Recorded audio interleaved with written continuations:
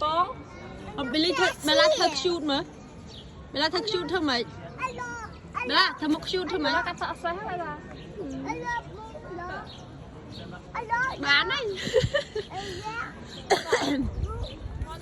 mà quá thế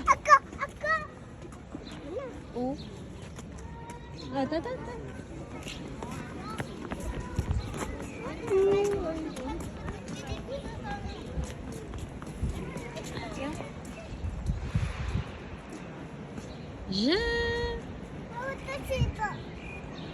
nó tiết chó nó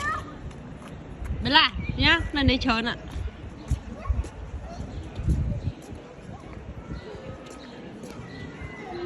nó mà lắp băng ạ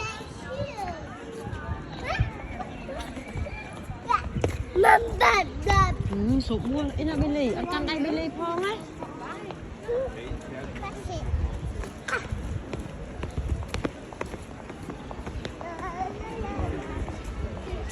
nó mà lắp băng này cái đá plug ạ bê nè khơi ăn nè nè nhiều